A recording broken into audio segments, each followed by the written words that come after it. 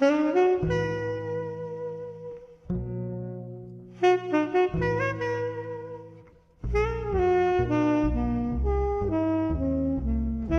Wilson is a major African-American playwright.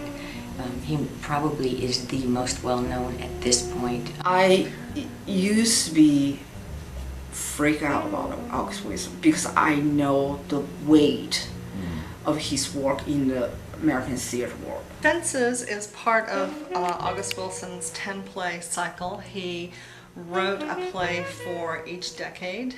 I think the reason why Fences is the production that is done most often is because it is the most accessible.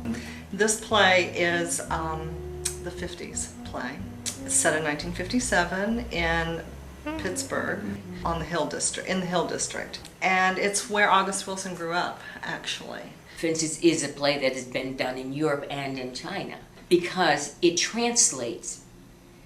It has all of those dimensions that everybody has in their family and their understanding of their world. 50s, in terms of fashion, in terms, the society is like the sweet, innocent period. You see the Sears catalog. At that period,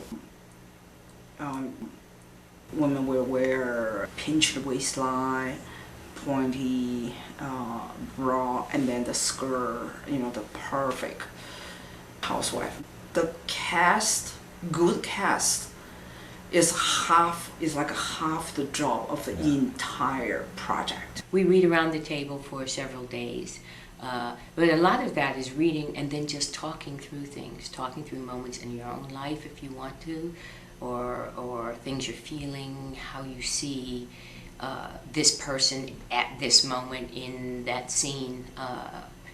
All of that informs the work that's done later. Sometimes it's the emphasis of a word that I say, where is that coming from?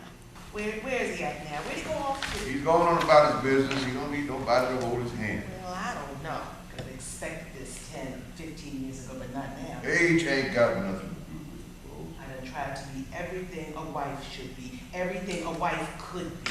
You want to drag your behind in here and tell me something like... You ought to know. It's time for you to know. Well, I don't want to know, guys. Well, I can't make it go away. He has an extraordinary way with dialogue. It has a quality to it that is both realistic, naturalistic, and heightened. I'll meet you down at the corner, 6 o'clock. I'll be there at the corner. We're gonna meet at the corner at 6 o'clock. Both of us will meet there at 6 o'clock at the corner. And that will be the full moment. It's kind of subliminal, but it's all so based in reality. So if you honestly try to say his words and not try to remove them and try to put other things in there, you'll begin to feel the rhythm of it. But if you add words in, it doesn't fit in your mouth, or if you leave something out. This is what's been my experience in the last couple of days, which it's very easy. You start to slip in, our everyday language, and then you're like, what? Wait a minute, that doesn't make sense. What did I just say? That's because that's not what the man wrote. It's fluid with how people talked of that time, so it's not poetic for the sake of it sounding beautiful. That's just how the people were. They had that rhythm, and August Wilson knew that rhythm. And this is just a digital collage, mostly for color and texture and somewhat for content, to sort of nail down my sense of the mood of the piece, the atmosphere of the piece, and it also helps me develop a color palette for the piece, and it gives me a good starting point to communicate with the director and the other designers. It seems to me to call for realism, so that we acknowledge that this is realism and then we forget about it. It's not really intended to be a show that's about the set, but it's not. I think it's important to create the flavor of the time. For designer, costume designer, you have several journeys. First you do research, meeting with the director, understand the play, and then putting all your art together, drawing, all of that. And the next is like how you communicate with shop and what a designer do in the fitting room.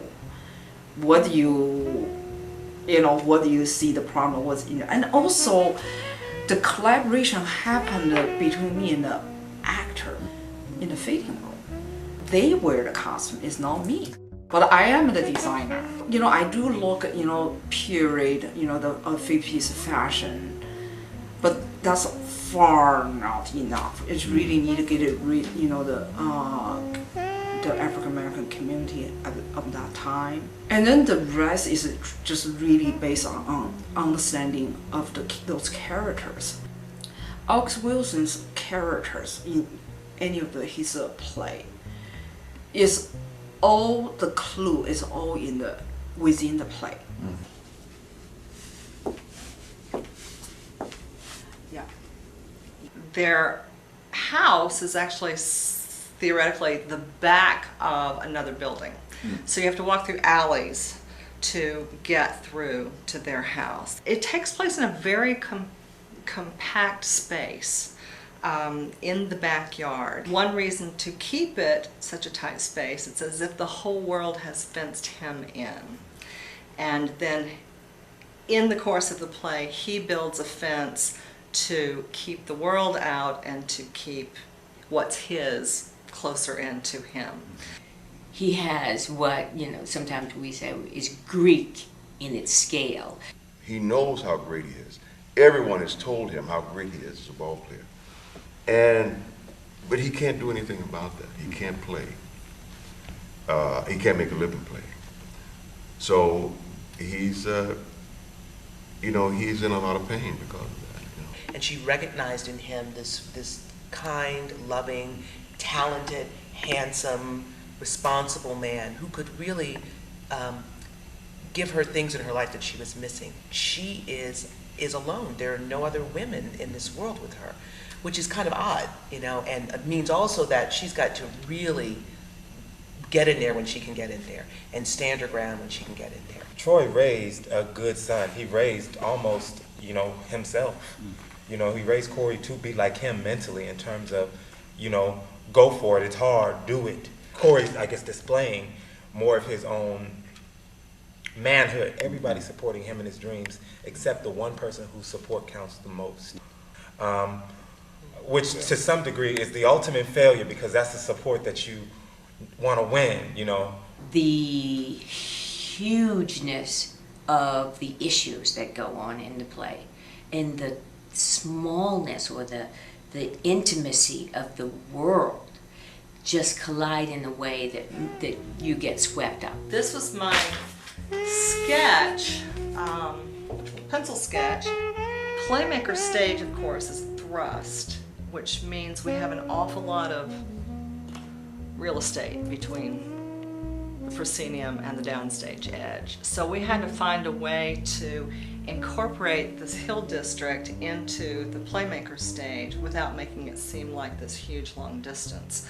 What we did was pull the house and the porch as far downstage as we thought we possibly could without really messing with sight lines.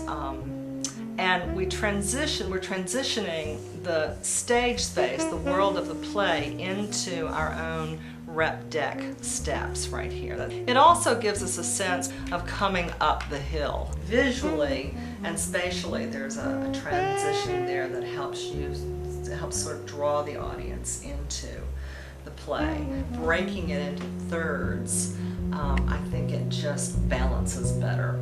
One of the things about August, he loved jazz. He loved to be, he was a jazz man. And The saxophone, the flute, piano, drums. I'm hoping I can find that to what we call button the moment. said that the whole time August is sitting there and he's just listening to his words, and he's into this thing, he hears the words, he's just bouncing like he's listening to jazz. And then he says if somebody gets off just one time, he'll look up. Yeah. He looks right up, he can hear right off. Somebody says something that is not there, he knows it right away. And he also always talked about how the music led him places. You can kind of sail with it. You can kind of feel it in much more than dialogue. The music going on inside when Troy is talking, you know, like it's just all coming out through that language, and that's why, you know, most of the time you just sit mesmerized. When Rose is talking about having things, you know, burying herself, burying her dreams inside Troy, and it's like you just you feel it, so it becomes a totally human experience, and that's what music does. And Wilson was really in tune with that. Music unites, you know, a lot of people. Everybody, you may not be able to hear me say it, but if I play it, you feel me. You never get to the end of it. There's always something you can learn about yourself and about August and about the play and about the community.